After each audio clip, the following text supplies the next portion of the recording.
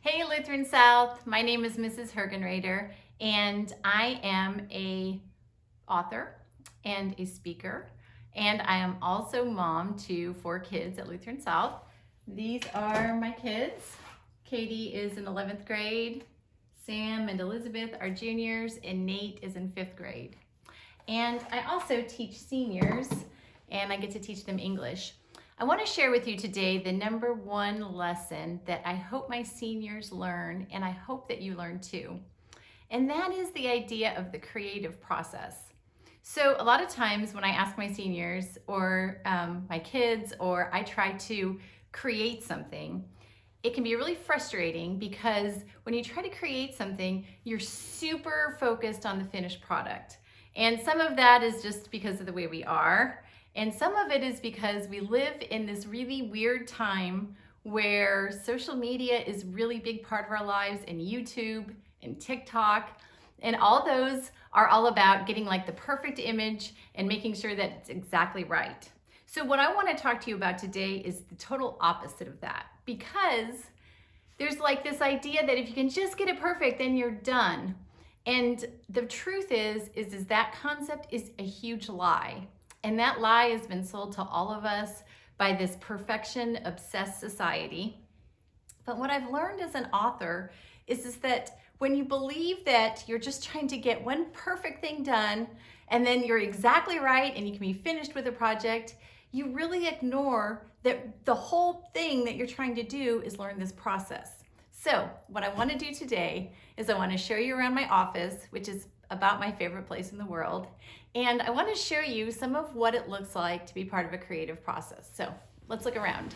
So this is a talk that I'm working on. And so this is how I do it.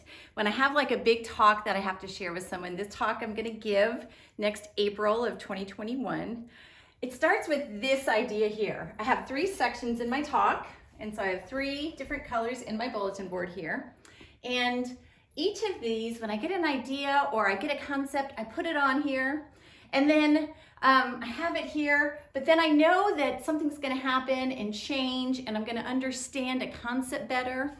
And the process is going to be totally changing and dynamic, and like all the time, I'm going to be manipulating the way this looks. This is part of what it looks like for us in life, because what I find is that really God is never done with us. Your whole life is a creative process. And what happens to so many of us is we get stuck. Like we get some ideas and we're like, okay, gosh, I really want to do this thing. I really want it to be perfect. And we rush from like ideas and this like concept of maybe this will work and maybe that. And we rush all the way to the end and say, I really want this to be exactly the way it should look forever and ever.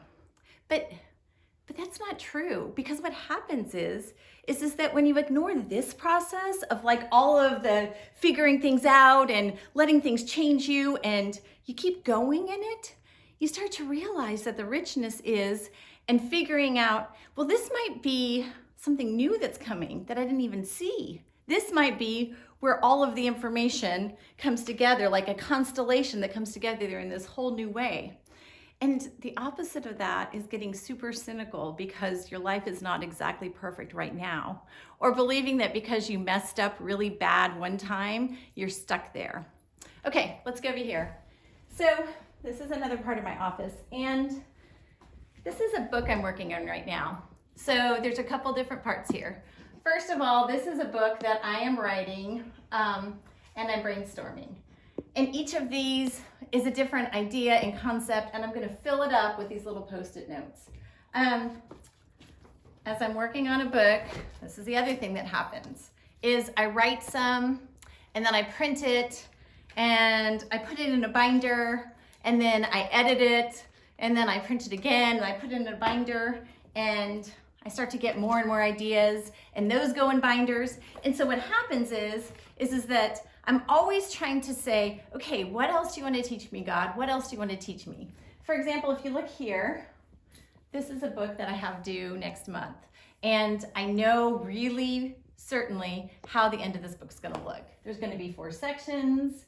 And in each of the 4 sections, there's going to be all these different stories, and I have the stories, and so that's where I'm working on now. And so the reason I share you that is because I feel like that's like our lives. Like I feel like that's your life right now. Like you might be feeling super stuck right now, or you might be feeling like there's some brokenness in relationships, brokenness inside of you. You might be feeling pretty depressed about the way that 2020's gone. You might be feeling pretty exasperated, or even worse, and I truly believe this is the most damaging place we can get, is you might be just super bitter or cynical about something, your parents, about school, about yourself, about your ability. But what that does is that totally cuts what God is doing in your life out of it. Like that hardens your heart in a way that you are not allowing for him to do the miracles and the process and the changing. Like he might have all these visions for you. He does have all these visions for your life about how you're going to become this totally different person.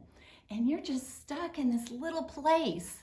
Like you got as far as the binder, and then you just kind of stopped. You thought, well, that was it. That's as much as I'm going to ever be able to do in this part of my life. That's just where God's going to leave me. That is so not the way God works. His Holy Spirit is dynamic and changing. It's like the creation of new relationships and forgiveness and this thing we call sanctification, which is like where the Holy Spirit comes into all these parts of your life and makes things new.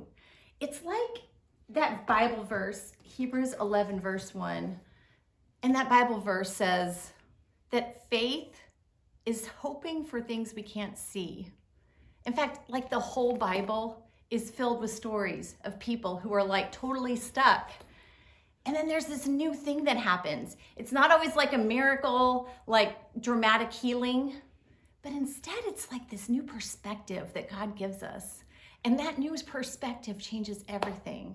And that's why the creative process is so important.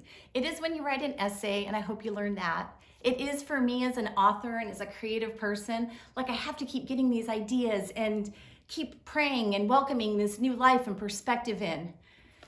But guys, it's the most important for you and for what you're doing in your life, because God makes all things new. He says that my grace, that means the grace we have through Jesus Christ, that's sufficient for you because you are a child of God. So all the other things, God will edit those. He'll change those. He'll transform those. He will. Your part of that is to keep showing up. Keep on with like the new ideas, and keep on with like the creating and the curiosity and the courage and the confidence that God is going to do something fantastic with them. And don't get stuck, because he is there and he's partnering with you to create something so fabulous that you won't even recognize yourself.